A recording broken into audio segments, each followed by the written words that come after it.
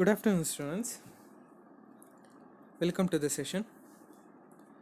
So, in yesterday's class, we had discussed uh, regarding major application areas of embedded system. However, go through these points. ಎಲ್ಲ ಪಾಯಿಂಟ್ಸ್ಗಳನ್ನ ಒಂದ್ಸಲ ನೋಡ್ಕೊಳ್ಳಿ and then maximum give examples on your own if you understood the concept. But in case ಏನಾರು ನೆನಪಾಗ್ತಿಲ್ಲ ಅಂತ ಹೇಳಿದ್ರೆ the examples that I have given, that will be more than enough. I don't want you to get confused. ಯಾರು ಕೂಡ confusion ಮಾಡ್ಕೊಳಕ್ಕೆ ಹೋಗಬೇಡಿ ಅಥವಾ ಕಷ್ಟ ಅಂತ ಮಾಡ್ಕೊಳಕ್ಕೆ ಹೋಗಬೇಡಿ ಸಬ್ಜೆಕ್ಟ್ನ. It is simple. However starting ಇರೋದೆಲ್ಲ ಕೂಡ ಇಂಟ್ರೊಡಕ್ಷನ್ ಟಾಪಿಕ್ಸ್ ಆಗಿರೋದ್ರಿಂದ ಸೊ ಆನ್ಲೈನ್ ಕ್ಲಾಸಸ್ ಇದ್ದರೂ ಕೂಡ we can understand them easily. In fact ಈ ಥರ ವೀಡಿಯೋಸ್ನ ನೀವು we can make it as a reference. However I will be revising this in class, but ಇಲ್ಲೂ ಕೂಡ ನಾವು ಅರ್ಥ ಮಾಡಿಕೊಂಡು ಈ ಟೈಮ್ನ ಕೂಡ ಯೂಸ್ ಮಾಡ್ಕೊಳ್ಳೋಣ. So, after these major application areas, we started understanding and discussing few important topics regarding purpose of embedded system. Embedded system purpose ಬಗ್ಗೆ detail ಆಗಿ ಓದ್ತಾ ಹೋದ್ವಿ. So, when it comes to this topic is very very important for your examination. Examinationನಲ್ಲಿ ತುಂಬ ಸಲ repeat ಮಾಡಿದ್ದಾರೆ. Make sure ಇದನ್ನು ತುಂಬ ಚೆನ್ನಾಗಿ ಅರ್ಥ ಮಾಡಿಕೊಂಡು ಓದಿ ಬರೆದ್ರೆ that will be more than enough. So purpose of embedded ಸಿಸ್ಟಮಲ್ಲಿ ಹೇಳ್ತಾ ಇರೋವಂಥದ್ದು ಇಷ್ಟೇ. ಎಂಬೆಡೆಡ್ ಸಿಸ್ಟಮ್ ಯಾವುದಕ್ಕೋಸ್ಕರ ಡಿಸೈನ್ ಮಾಡಬೇಕು, ಯಾಕೆ ನನಗೆ ಬೇಕು, that's the question. Why do you need it? So that is the reason that we have these 6 purposes listed. ಈ 6 ಪರ್ಪಸಸ್ನ ಲಿಸ್ಟ್ ಮಾಡಿದ್ದಾರೆ. The first one is data collection or storage or representation. Probably ಇದನ್ನು ನಾವು ನೆನ್ನೆ discuss ಮಾಡಿದ್ವಿ ಅಂತ ಅಂದ್ಕೊಳ್ತೀನಿ. The second one is data communication, and then the third one is data or signal processing. Fourth one is monitoring. Fifth one is control, and then the sixth one is application specific user interface. So in yesterday's class, I think we had discussed data collection or storage or representation. When it comes to data collection, so data means we know very well it is nothing but information or message. Either that can be in the form of image, video, text, audio, in any form.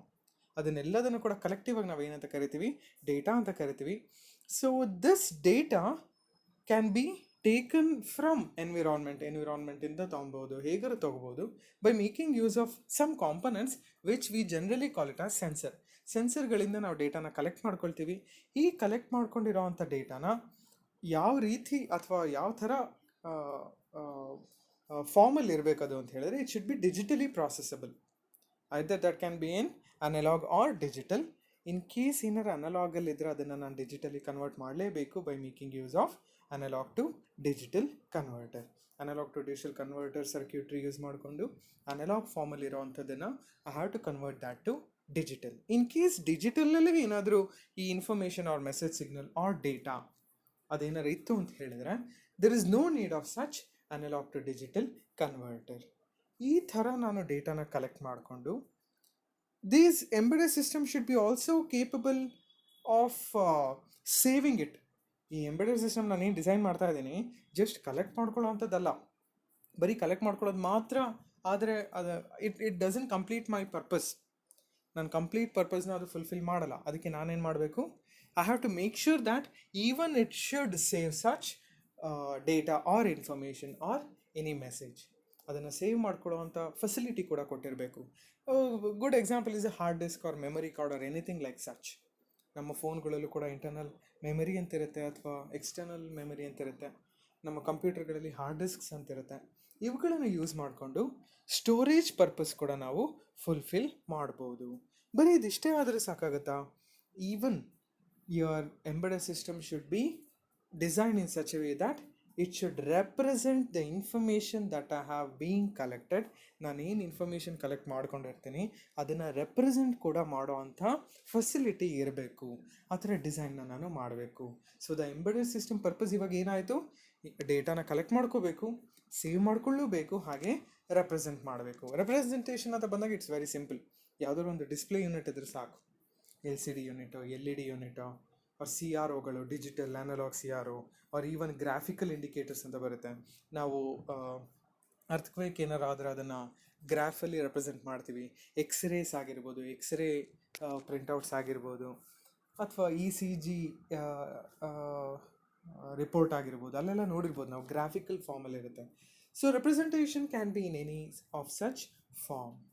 So this is if your embedded system that you have designed is able to collect data, also it can save the data, and then also it can represent the data ಅಂತ ಹೇಳಿದ್ರೆ that completes your embedded system purpose.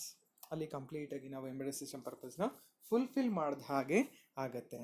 A best example that can be given is a digital camera. ಈಗ digital camera ಅಂತ ಹೇಳಿದಾಗ ಒಂದು ಸ್ವಲ್ಪ ಅದನ್ನು explain ಮಾಡಿ ಒಂದು ಫ್ಯೂ ಪಾಯಿಂಟ್ಸಲ್ಲಿ ಬಿಡೋಣ. So when it comes to digital camera, it takes the input in the form of image through lens. ಒಪ್ಕೊಳ್ತೀರಾ? ನಿಮ್ಮ ಫೋನ್ ಲೆನ್ಸಸ್ ಆಗಿರ್ಬೋದು ಅಥವಾ ಕ್ಯಾಮರಾ ಲೆನ್ಸಸ್ ಆಗಿರ್ಬೋದು, ಡಿಜಿಟಲ್ ಕ್ಯಾಮರಾ ಲೆನ್ಸ್. ಸೊ ಲೆನ್ಸಿಂದ ಇನ್ಪುಟ್ನ ಅದು ಇಮೇಜ್ ಫಾರ್ಮಲ್ಲಿ ಒಂದು ಮಾಡ್ಯೂಲ್ ಒಳಗಡೆ ತೊಗೊಳುತ್ತೆ, ಒಂದು ಸಿಸ್ಟಮ್ ಒಳಗಡೆ ತೊಗೊಂಡಿದ್ದಂಥದ್ದು it can be saved in a memory card or internal memory of the camera ಒಳಗಡೆ ಸೇವ್ ಮಾಡ್ಬೋದು. ಹಾಗೆ ಅಟ್ ದ ಯೂಸರ್ ಎಂಡ್, ಈಗ ನಾನೇನಾದ್ರು ಫೋಟೋ ತೊಗೊಳ್ತಾ ಇದ್ದೀನಿ ಅಂತ ಹೇಳಿದ್ರೆ I will B the user for that camera. ಆ ಕ್ಯಾಮೆರಾಗೆ ನಾನು ಯೂಸರ್ ಆಗಿರ್ತೀನಿ. ಈಗ ನನ್ನ ಕಡೆ ಕೂಡ there will be a LCD panel. ಅದರೊಳಗಡೆ ಏನು ಇಮೇಜ್ ತೊಗೊಳ್ತಾ ಇರ್ತೀನಿ ದಟ್ ಕ್ಯಾನ್ ಬಿ ವ್ಯೂಡ್. ಈ ಫೋನಲ್ಲಿ ನಾನೇನಾದ್ರು ಇಮೇಜ್ ತೊಗೊಳ್ತಾ ಇದ್ದೀನಿ ಅಂತ ಹೇಳಿದ್ರೆ image will be taken through the lens of the phone. Then the image can be viewed in the screen. So graphical ಅಲ್ಲ, LCD ಪ್ಯಾನಲ್ ಅಥವಾ LED ಪ್ಯಾನಲಲ್ಲಿ ಡಿಸ್ಪ್ಲೇ ಕೂಡ ಆಯಿತು, ಇಮೇಜ್ನ ಇನ್ಪುಟ್ ಆಗಿ ಕೂಡ ತೊಗೊಳ್ತು ಅಥವಾ ಡೇಟಾನ ಕಲೆಕ್ಟ್ ಮಾಡ್ಕೊಳ್ತು, ಹಾಗೆ ಹಾರ್ಡ್ ಡಿಸ್ಕ್ ಅಥವಾ ಮೆಮರಿ ಕಾರ್ಡಲ್ಲಿ ಸೇವ್ ಕೂಡ ಮಾಡ್ಕೊಳ್ತು. Hence it is a best example that can be given for your data collection or representation or any of such purpose. Hence it completes your purpose of embedded system ಅಂತ ಹೇಳ್ಬೋದು. So I guess even data communication ಕೂಡ ನಾನು ಓದಿದ್ವಿ ಅಂತ ಅಂದ್ಕೊಳ್ತೀನಿ. ಹೌದು, ಇಲ್ಲೇ ನೋಡ್ಬೋದು ನೀವು digital camera. So when it comes to data communication, so communication ಅಂತ ಬಂದಾಗ there will be a sender, there will be a receiver, and then between this sender and receiver there will be a transmission medium. ಈ ಒಂದು ಕಾನ್ಸೆಪ್ಟ್ನ ನೆನ್ಪು ಮಾಡ್ಕೊಳ್ಳಿ ಹಾಗೆ. So when it comes to transmission medium, either the transmission medium can be wired or wireless. Second ಪಾಯಿಂಟಲ್ಲಿ ನೋಡ್ಬೋದು ನೀವು, it can be wired or wireless.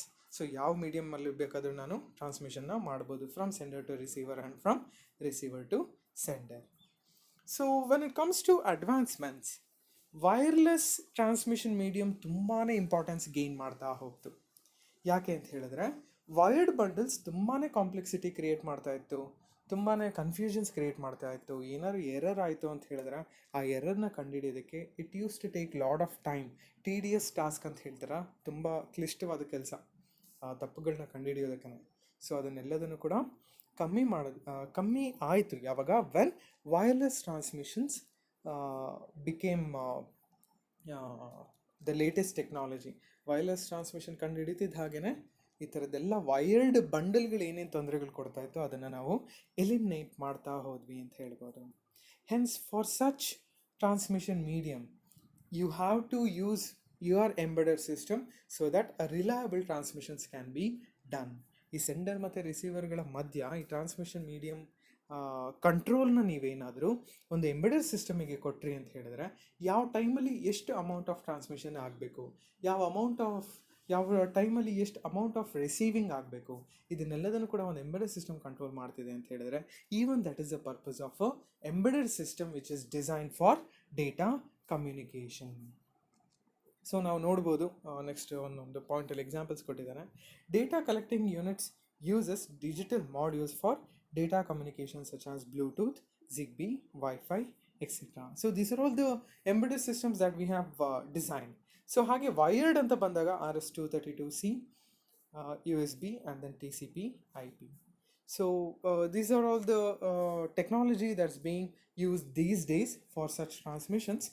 So when it comes to embedded system ಅಂತ ಬಂದಾಗ ಅವುಗಳ ಎಕ್ಸಾಂಪಲ್ ಆಗಿ we can see network hubs, routers, switches and many such examples that can be given for embedded system ಅಂತ ಹೇಳ್ಬೋದು.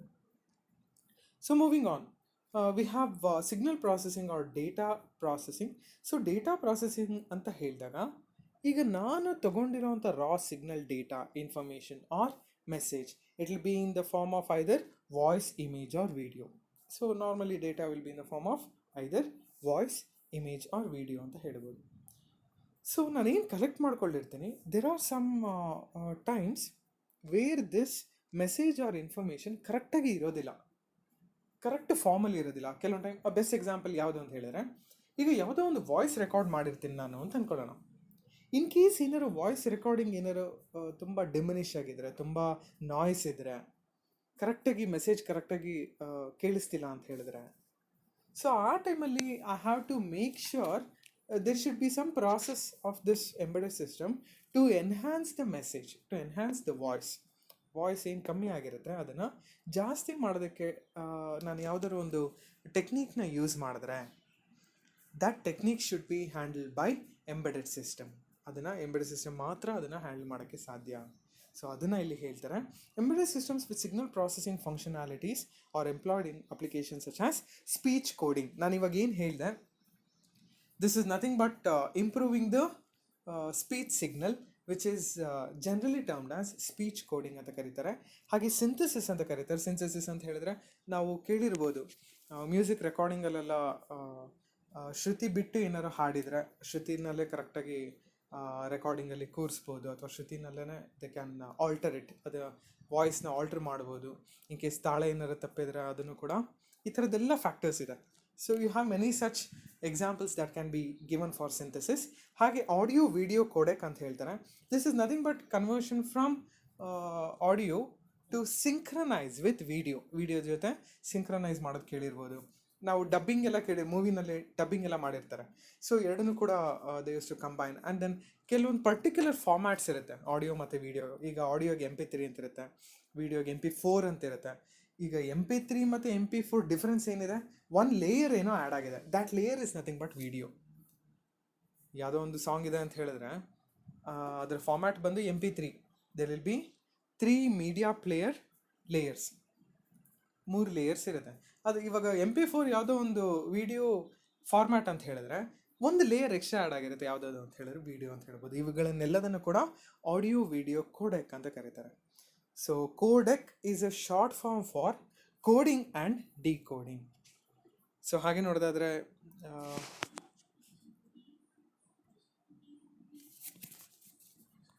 So ಇದನ್ನೆಲ್ಲದನ್ನು ಕೂಡ data signal ಪ್ರಾಸೆಸಿಂಗಲ್ಲಿ ನೋಡ್ಬೋದು.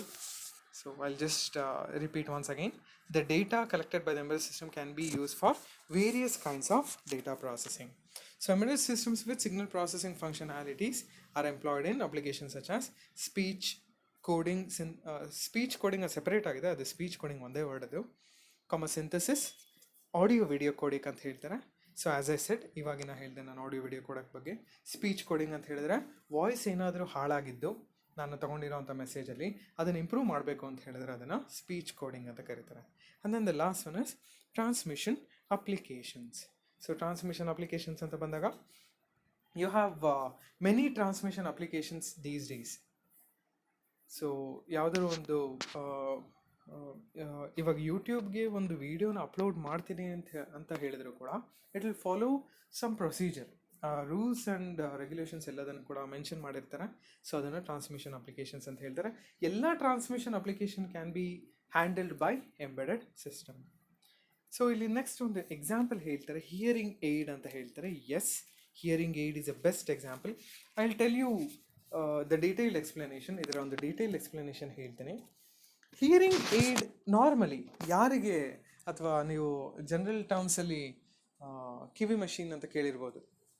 So ಯಾರಿಗೆ who are deaf, ಯಾರಿಗೆ ಪ್ರಾಪರಾಗಿ ಕೇಳೋವಂಥ ಶಕ್ತಿ ಇರೋದಿಲ್ಲ, ಯಾರಿಗೆ ಕೇಳೋವಂಥ ನರ್ವ್ ತುಂಬ ವೀಕ್ ಆಗಿರುತ್ತೆ, ಹಿಯರಿಂಗ್ ಕೆಪಾಸಿಟಿ ಅವ್ರ ಕೇಪಬಿಲಿಟಿ ಕಳ್ಕೊಂಡಿರ್ತಾರೆ, ಅವ್ರುಗಳಿಗೆ ನಾರ್ಮಲಿ ಡಾಕ್ಟರ್ಸ್ ಏನು ಮಾಡ್ತಾರೆ, they will suggest this hearing aid. ಈ ಕಿವಿ ಕೇಳೋವಂಥದ್ದೊಂದು ಮಷೀನ್ನ ಸಜೆಸ್ಟ್ ಮಾಡ್ತಾರೆ, ಹಾಗೆ ಡಿಸೈನ್ ಮಾಡ್ತಾರೆ. So basically it's an embedded system which is been design by our electronic engineers. So ಈ ಹಿಯರಿಂಗ್ ಏಡ್ ಏನು ಮಾಡುತ್ತೆ ಅಂತ ಹೇಳಿದ್ರೆ, ಸುತ್ತಮುತ್ತ ಎನ್ವಿರಾನ್ಮೆಂಟಲ್ಲಿ ನಡೆಯುವಂಥ ಚೇಂಜಸ್ನ it will increase the amplitude of the signal which are being going on the surroundings of that patient. ಆ ಪೇಷಂಟ್ ಸುತ್ತಮುತ್ತ ನಡೆಯೋ ಸರೌಂಡಿಂಗಲ್ಲಿ ಏನೇ ನಡೆದರೂ ಕೂಡ ಆ ಸೌಂಡ್ನ ಆ್ಯಂಪ್ಲಿಫೈ ಮಾಡಿ ಆ ಒಂದು ಮಷೀನ್ ಥ್ರೂ ದ್ಯಾಟ್ ಇಯರ್ ಬಡ್ ಮುಖಾಂತರ ಕಿವಿ ಒಳಗೆ ಹೋಗುತ್ತೆ. ಸೊ ದ್ಯಾಟ್ ಆ ನರ್ವಿನ ಶಕ್ತಿ ಕಳ್ಕೊಳ್ತಾ ಹೋಗಿರುತ್ತೆ. It will just help it to understand or help it to synthesize that signal. ಆ ನರ್ವ್ಗೆ ಒಂದು ಸ್ವಲ್ಪ ಸೌಂಡ್ ಕೇಳಿದ್ರು ಸಾಕು, ನೀಟಾಗಿ ಅರ್ಥ ಆಗೋದಕ್ಕೆ ಸ್ಟಾರ್ಟ್ ಆಗುತ್ತೆ. So this is a best application of a signal synthesiser. Digital signal ಪ್ರಾಸೆಸಿಂಗಲ್ಲಿ ಯೂಸ್ ಮಾಡೋಂಥ ಒಂದು ಟೆಕ್ನಿಕ್ ಯಾವುದು? ಡಿಜಿಟಲ್ ಸಿಂಥಸಿಸ್ ಅಂತ ನಾವೇನು ಹೇಳ್ತೀವಿ, ಅಥವಾ ಸ್ಪೀಚ್ ಕೋಡಿಂಗ್ ಅಂತ ಕೂಡ ಹೇಳ್ಬೋದು. ಎರಡರಲ್ಲಿ ಯಾವುದು ಬರೆದ್ರು ಕೂಡ ದಟ್ ಹೋಲ್ಸ್ ಗುಡ್.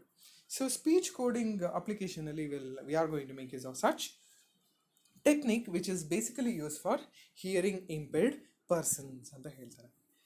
ಸೊ ಹಾಗೆ ನೆಕ್ಸ್ಟ್ ಒನ್ ನಾವೇನಾದ್ರು ನೋಡಿದ್ರೆ, next purpose of the embedded system is monitoring. So this is a very very important topic. So monitoring ಅಂತಂದರೆ ಏನು? ಇಲ್ಲಿ ನಾನು ಪಾಯಿಂಟ್ಸ್ನೆಲ್ಲ ಆಮೇಲೆ ರಿವಿಷನ್ ಮಾಡೋಣ. I want you to understand what monitoring means. ಈಗ ಡಿಜಿಟಲ್ ಸಿಗ್ನಲ್ ಪ್ರಾಸೆಸಿಂಗಲ್ಲಿ ನಿಮಗೆಲ್ಲ ಗೊತ್ತಾಯಿತು. ಸಿಗ್ನಲ್ನ ಯು ವಾಂಟ್ ಟು ಚೇಂಜ್, ಯಾವುದಾದ್ರು ಒಂದು ಬೇರೆ ಫಾರ್ಮಿಗೆ ಚೇಂಜ್ ಮಾಡೋವಂಥದ್ದನ್ನು ಡೇಟಾ ಸಿಗ್ನಲ್ ಪ್ರಾಸೆಸಿಂಗಲ್ಲಿ ನಾವು ನೋಡಿದ್ವಿ. So when it comes to monitoring ಅಂತ ಹೇಳಿದಾಗ, ಇಲ್ಲಿ ಬರೋವಂಥ ಎಂಬೆಡೆಡ್ ಸಿಸ್ಟಮ್ಗಳು basically they are intended for medical purposes. Medical ಹಾಸ್ಪಿಟಲ್ಸಲ್ಲಿ ನೋಡ್ಬೋದು, ಅಥವಾ ಎಕ್ಸ್ರೇ ಡಯಾಗ್ನಾಸ್ಟಿಕ್ ಸೆಂಟರ್ಸಲ್ಲಿ ನೋಡ್ಬೋದು. ಸೊ ಇಲ್ಲೆಲ್ಲ ಬರುವಂಥದ್ದನ್ನು ಕೂಡ ಜನರಲಾಗಿ ನಾವೇನಂತ ಕರಿಬೋದು, monitoring purpose based embedded system ಅಂತ ಹೇಳ್ಬೋದು. ಏನು ಸರ್ ಇದು ಮಾನಿಟರಿಂಗ್ ಅಂತ ಹೇಳಿದ್ರೆ?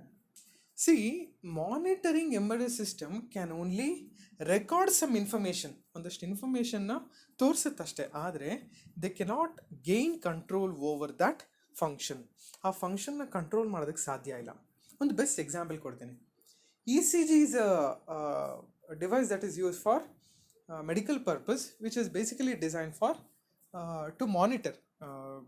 It is basically designed to monitor heart beat rate ಅಂತ ಹೇಳ್ಬೋದು. ಹಾರ್ಟ್ ಬೀಟ್ನ ಮಾನಿಟರ್ ಮಾಡೋದಕ್ಕಿರೋವಂಥದ್ದು ಒಂದು ಡಿವೈಸ್ ಅದು ECG. ಅದೇ ಥರ ಎಲೆಕ್ಟ್ರೋಎನ್ಸೆಫಲೋಗ್ರಾಮ್ ಅಂತ ಕೂಡ ಇದೆ, which is basically design to monitor brain or nerve activity ಅಂತ ಹೇಳ್ಬೋದು. ನರ್ವ್ ಆ್ಯಕ್ಟಿವಿಟಿ ಇನ್ ಬ್ರೈನ್ ಅಂತ ಹೇಳ್ಬೋದು. So when it comes to ECG, electrocardiogram ಅಂತ ಬಂದಾಗ, ಈಗ ಹಾರ್ಟ್ ಬೀಟ್ನ ನಾನು ಮಾನಿಟರ್ ಮಾಡೋದಕ್ಕೆ ಸ್ಟಾರ್ಟ್ ಮಾಡ್ತೀನಿ, ಆದರೆ ECG cannot control your heart beat rate. ಒಪ್ಕೊಳ್ತೀರಾ? ಎಲ್ಲೂ ಕೂಡ ನಾವು ECGನ ಹಾರ್ಟ್ ಬೀಟ್ನ ಕಂಟ್ರೋಲ್ ಮಾಡೋದಕ್ಕೆ ನಾವು ಯೂಸ್ ಮಾಡಲ್ಲ. ಹವೆವರ್ CPR ಅಂತೆಲ್ಲ ಕೊಡ್ತಾರೆ, ಇನ್ ಕೇಸ್ ಏನಾರು ಡೆತ್ ಆಗುತ್ತೆ ಅನ್ನೋ ಫ್ಯೂ ಮಿನಿಟ್ಸ್ ಮುಂಚೆ. CPR ಕೊಡೋ ಕಾರಣ ಇಷ್ಟೇ, ಒಂದು ಸ್ಪೈಕ್ ಎಲೆಕ್ಟ್ರಿಕ್ ಪಲ್ಸ್ನ ಕಳಿಸ್ತಾರೆ ಅಷ್ಟೇ, for that nerves to get ignited. ಅದು ಬೇರೆ, ಆ ಕಾನ್ಸೆಪ್ಟೇ ಬೇರೆ, CPR ಕಾನ್ಸೆಪ್ಟೇ ಬೇರೆ ಇದೆ. So that's not the thing when it comes to ECG. ECG is only intended to perform or to monitor heartbeat rate, but it cannot have a control over it ಅಂತ ಹೇಳ್ತಾರೆ. So these are the things when it comes to monitoring. ಇದಿಷ್ಟು ಕೂಡ understanding ಪರ್ಪಸಿಗೆ ಹೇಳಿದೆ. ಈಗ ನಾನೇನು ಹೇಳಿದ್ದೀನಿ, we shall put it in to some few ಪಾಯಿಂಟ್ಸಲ್ಲಿ ನೋಡೋದಾದರೆ, ಮಾನಿಟರಿಂಗ್ ಅಂತ ಬಂದಾಗ, all embedded products coming under medical domain, as a said, medical facility ಆಗಿರ್ಬೋದು, ಹಾಸ್ಪಿಟಲ್ಸ್ ಆಗಿರ್ಬೋದು, ಈ ಎಂಬೆಡೆಡ್ ಸಿಸ್ಟಮ್ನ ನೋಡ್ಬೋದು. They are use for determining the state of some variables, but they cannot impose control over it. This is the best point that I have given for your ECG example. ಅದು monitor ಮಾಡೋದಕ್ಕೆ ಮಾತ್ರ ಸಾಧ್ಯ, ಆದರೆ control ಮಾಡೋದಕ್ಕೆ ಆಗೋದಿಲ್ಲ. So as I said, ECGನ example ಆಗಿ ಕೊಟ್ಟಿದ್ದಾರೆ. So whatever I have said ಅದನ್ನು ಇಂಗ್ಲೀಷಲ್ಲಿ ಹೇಳಿದ್ದಾರೆ ಅಷ್ಟೇ. ECG can only monitor heart beat of a patient, but it can't control the heart beat ಅಂತ ಹೇಳಿ. Yes, that's true, that's understandable. ಹಾಗೆ ನೆಕ್ಸ್ಟ್ ನೋಡೋದಾದರೆ, sensors used in ECG are different electrodes which are connected to patient's body. ಇಲ್ಲಿ ಹೇಳ್ತಾ ಇರೋಂಥ point ಇಷ್ಟೇ, ಈಗ monitor ಮಾಡೋದಕ್ಕೆ ಕೆಲವೊಂದು ಇನ್ಫಾರ್ಮೇಷನ್ನ ಇನ್ಪುಟ್ ಆಗಿ ತಗೊಳುತ್ತೆ, ಯಾವುದು ECG ಸಿಸ್ಟಮ್. ಸೊ ಆ ಇನ್ಪುಟ್ ಆಗಿ ತಗೊಳ್ಳೋವಂಥ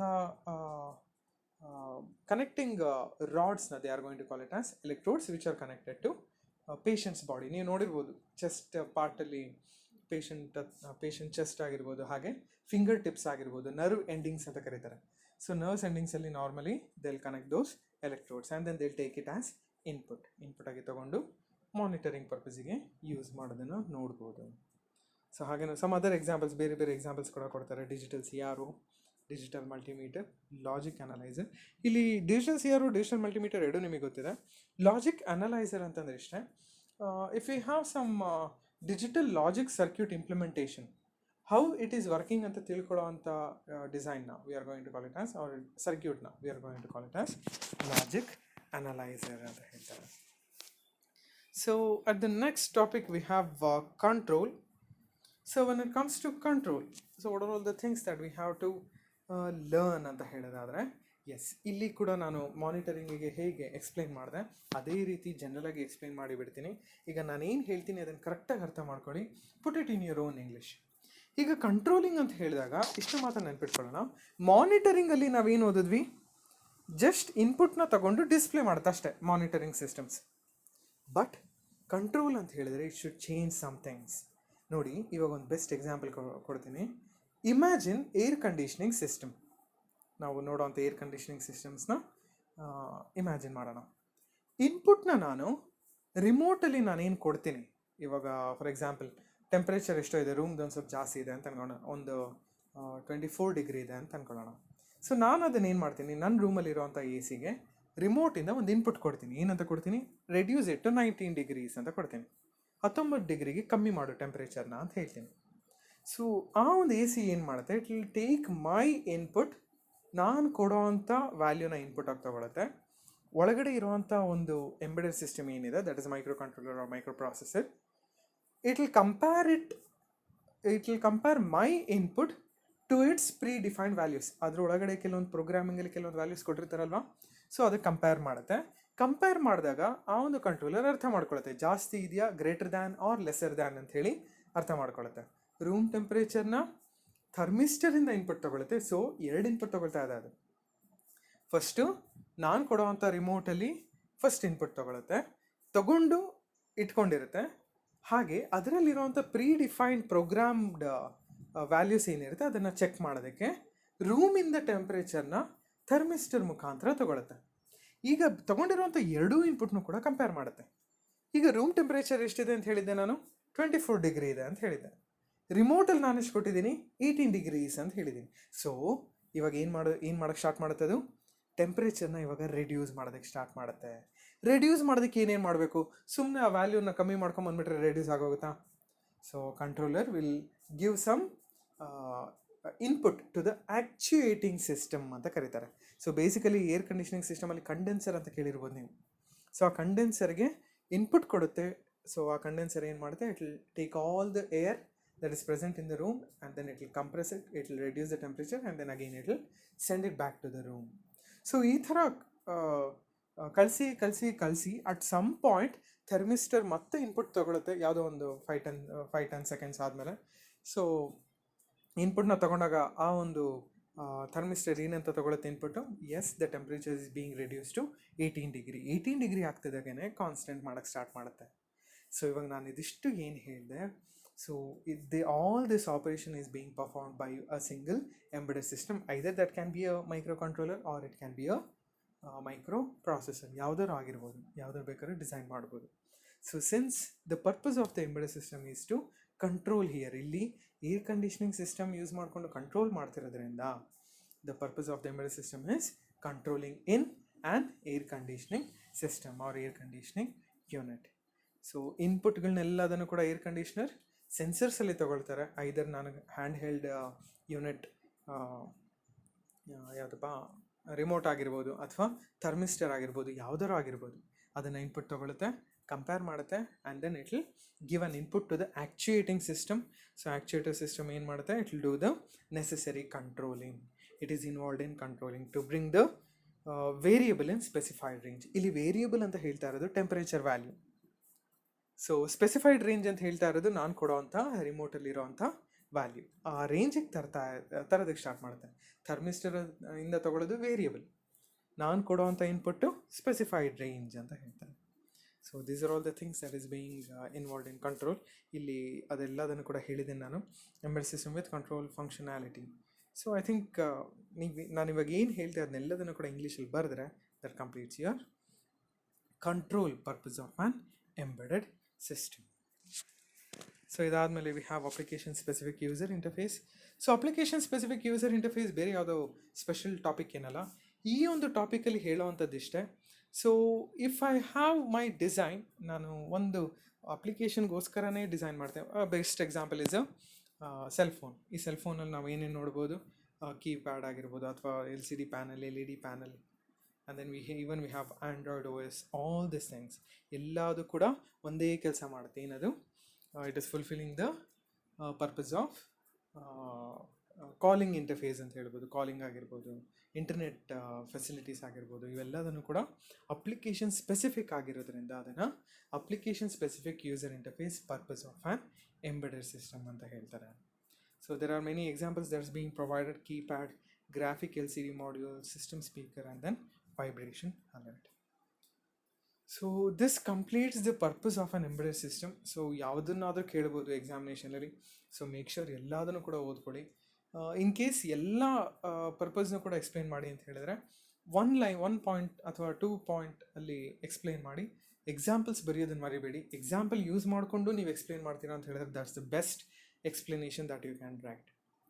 I hope this session was useful. In tomorrow's class, we shall see some of the basic differences between embedded system and general computing system. So I hope this session was useful.